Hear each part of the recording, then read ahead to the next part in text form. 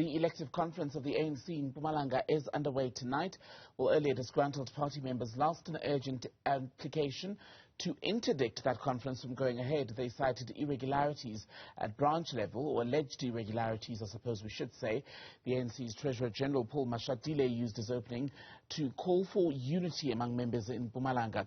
Let's talk more about the situation. We're joined by political analyst Hanyane. A very good evening to you, sir. Welcome to the program. So, this is a provincial elective conference, but how much is it a test, I wonder, for the ANC's ability to ensure the smooth running of these provincial conferences across the country? Well, good evening to your viewers. Well, it's extremely important seeing that this used to be the home of the Deputy President, Mr. D.D. Mabuza, who, given the larger than average kind of persona, left the politics of Mpumalanga to be the deputy president, and a vacuum was created, unfortunately. And there wasn't much in terms of succession plan.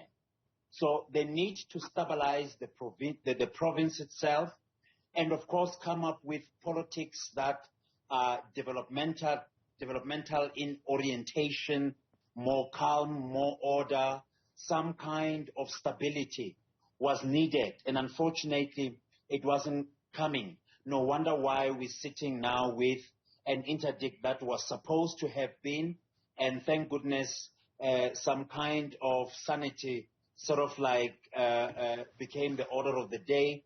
And here we are, the conference is going forward.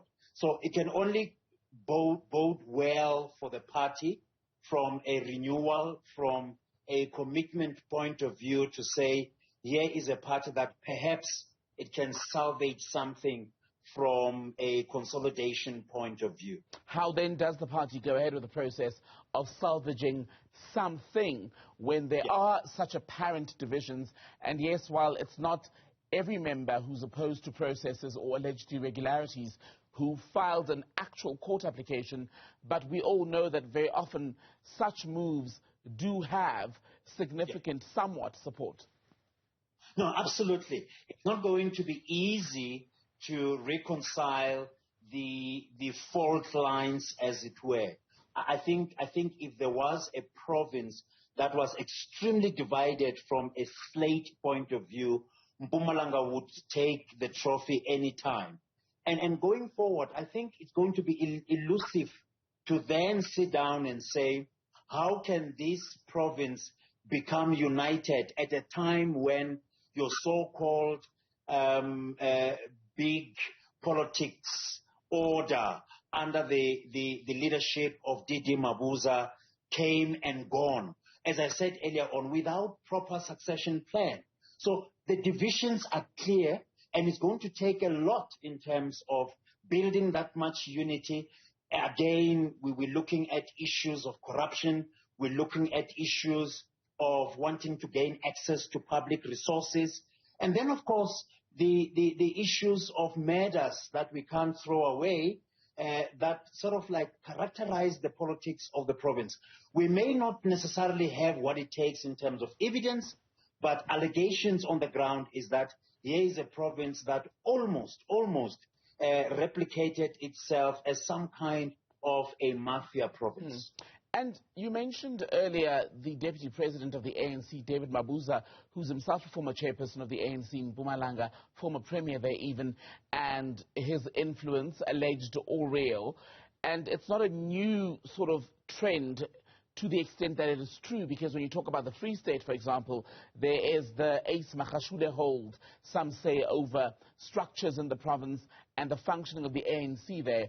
Why is it that national office bearers maintain such a hold on provinces even after they've been deployed to Luthuli House or national leadership? Yeah.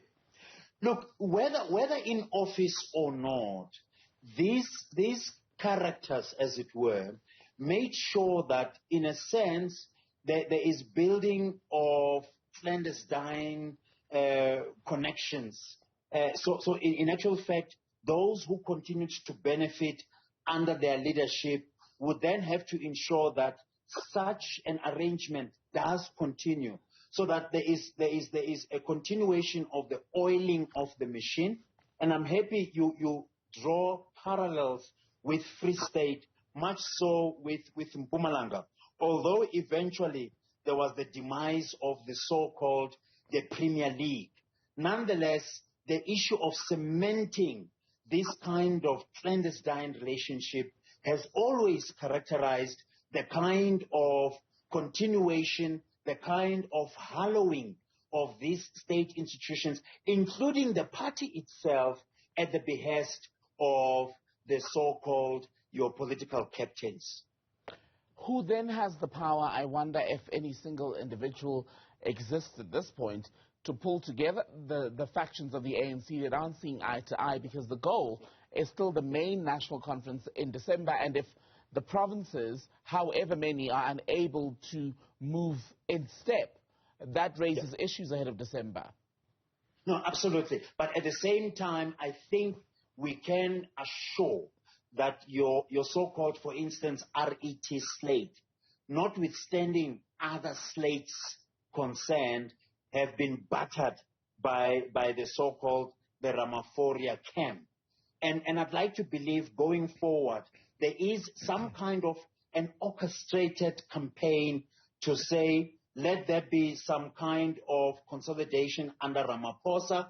We've seen him taking his ministers, albeit under the disguise of government, but I'd like to believe there was an ANC camouflage there who went to the Northwest to say, here my ministers, they are here to hear your answers to your questions. I think it was more of a showdown than anything else. And again, to demonstrate power, that Ramaphosa is prepared to take the second term without much contestation, and indications already are that he is slaying clearly in terms of the race itself. What are the implications then for those of us outside the ANC, broader South Africa, if the ANC is unable once more this year, in a conference year, to get its act together? Well, much will depend on the electoral reforms. From a party perspective, I think a lot of work needs to be done. Look, to the House is not in order. You would want to see some of the volunteers and perhaps workers observing good working conditions, the party growing, members in good standing being the order of the day. Unfortunately, there's a lot of work that's still to be done. And I think if one has to appreciate the effort, go no further than the 27th of November last year, when Thabo Mbeki penned that letter to say much needs to be done. And then, of course, sometime this month, last month rather, he spoke about the bankruptcy of intelligentsia in the party itself. So it's no fluke. Much still needs to be done going forward post the conference itself. Secretary General of the ANC, Ace Magashule, suspended essentially due to the step-aside resolution due to his criminal case ongoing in Bloemfontein at the moment. His deputy, Jesse Duarte, is on extended sick leave. Gwen Ramokgopa has now been seconded, to use that language, to the office of the Secretariat. What should she be doing in that office at the moment to make sure that the ANC preserves whatever little unity still exists? Well, she'll have to